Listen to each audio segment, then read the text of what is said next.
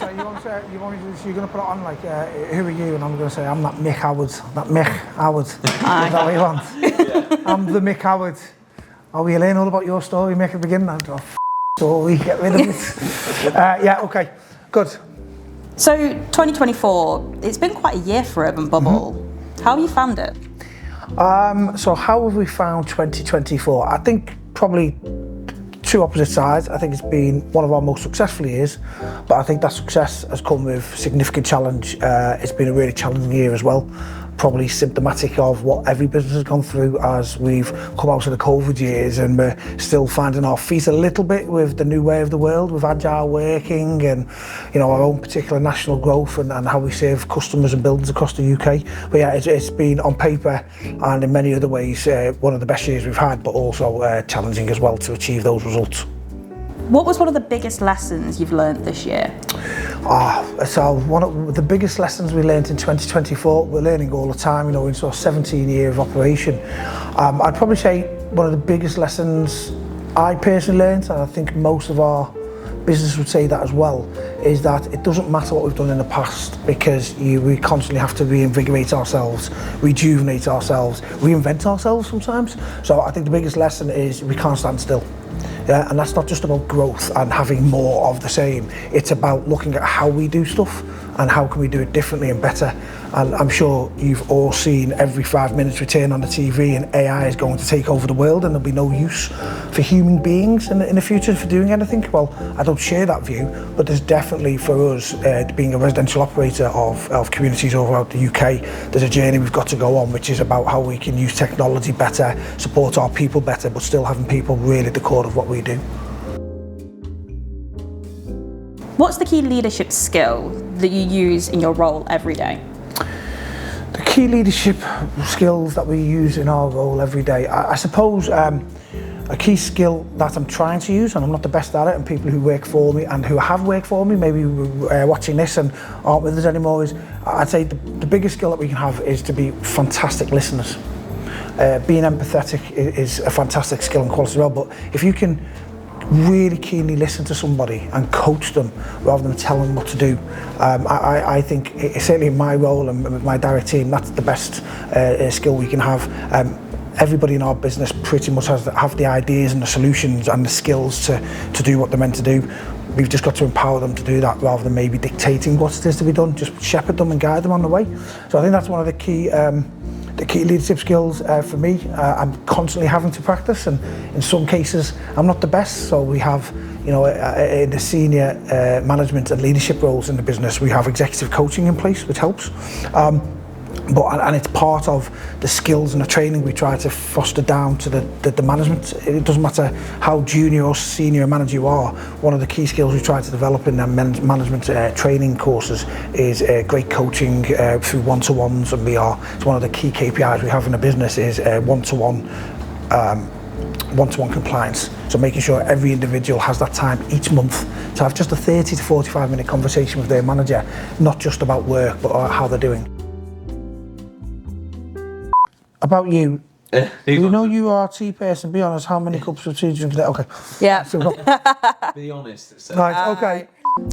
So we know you're a little bit of a tea person.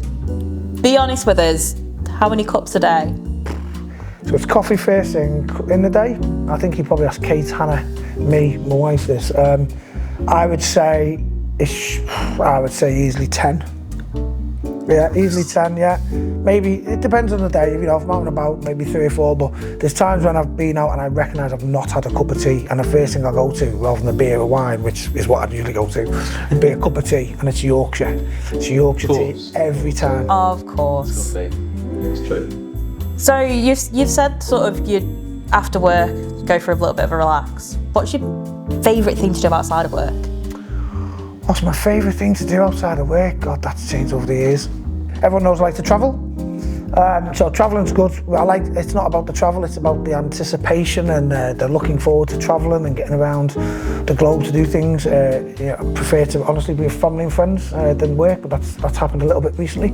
I really enjoy spending time at the moment to make plans with family. As you get a bit older, the friends, you don't have to go out having beers and spend so much with friends, so much because you've just got a smaller group of friends, but you see them all the time, and when you've known them for 20 years, there's not so much more to talk about. But no, I'm really enjoying my boys at the moment, spending loads of time with them through the football they're doing. My son's drumming, so that was great to spend watching him do that, and being a glorified Uber driver most of the time, just getting him around like tonight. Like anybody really, just try and go to the gym. Lucky enough to have mine in the bottom of my garden, so that's not making me lose any weight to get fitter, just maintaining a steady 91 kilo midlife derby, which is fine.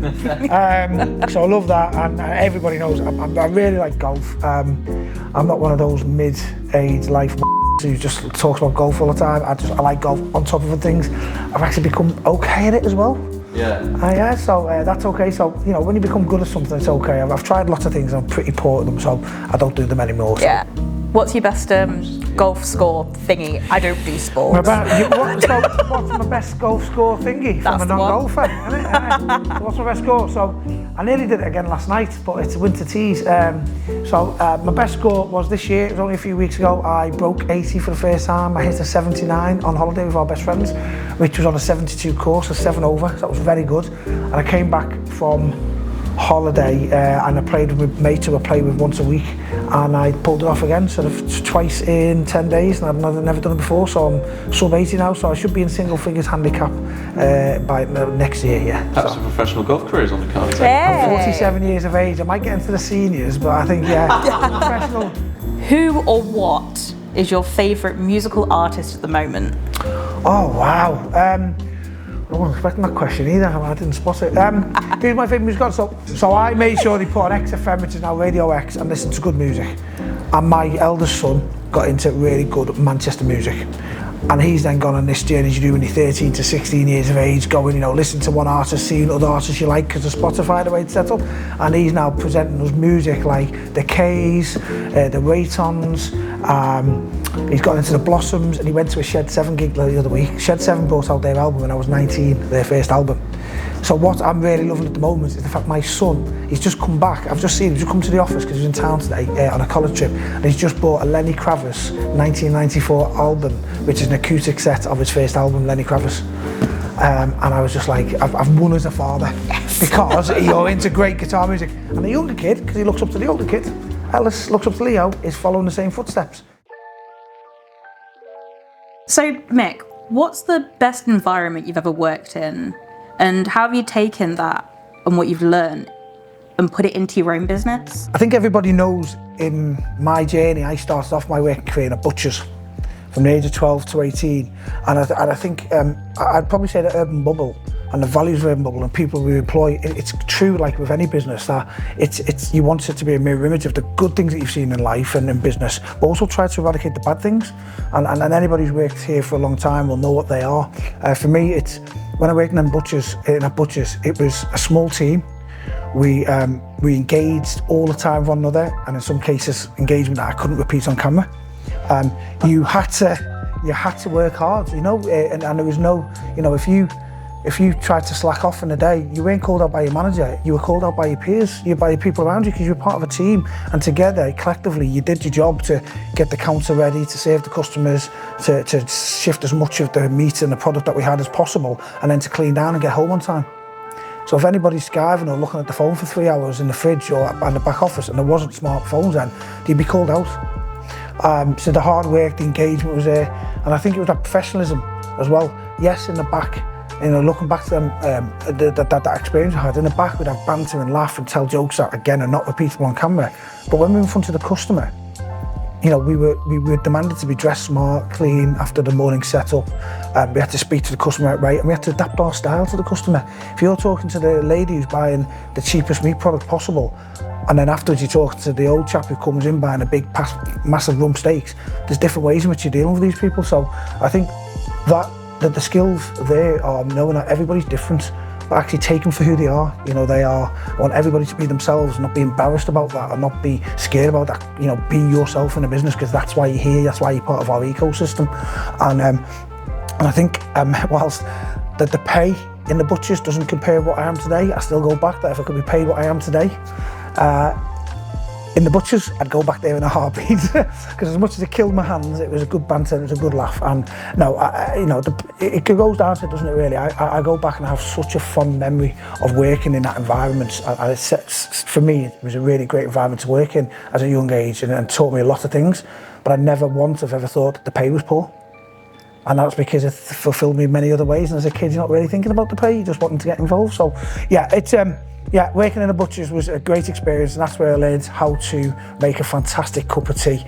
And there's plenty of media about me on YouTube somewhere, so you can read that elsewhere. What was the butcher's called? What was the butcher's called? Oh, it was in Quicksave, it was in Quickie. It was in Quickie. What was it called? So I worked in Skelmersdale, then Ormskirk, St John's Market, and Fazachley for a bit. I don't know, I can't remember the name of it. I know my manager was called Aim and another manager was called Peter. I can't remember the name of it. But it was Quicksave Butchers. Yeah. But it was owned by a person, so it wasn't part of Quicksave. They had a rent on it. So I don't remember the name actually, I guess. Was there anyone there that was like stuck with you now? Like... Yeah, Margaret, who was the mid-aged lady who served the customers. Everyone loved her. She had a cup of tea in a china cup, and you had to make that bang on. Ian was the manager. He was fantastic. And Ian was the guy which I nearly never went to university, because I was earning good money then, back when I was 17, 18, through the summer. And I didn't want to lose that position. And he was the one who took me to one side and said, you have got a brain and an education, I didn't say pathway, but you've got a journey in front of you. I didn't say that either. I'll probably repeat what he said.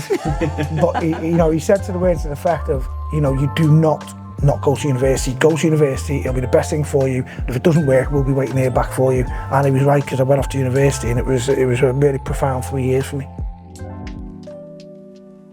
2025, it marks 17 years of Urban Bubble. Mm-hmm. What's the biggest lesson you've learned since 2008? Oh, the biggest lessons learned since 2008, 17 years in business. Probably that I shouldn't have started in the first place. What's the biggest? No, I don't mean that all this. What a journey. I mean, I'm really thankful that I'm a very small cohort of business owners that have been able to grow and develop a business of this size and this quality.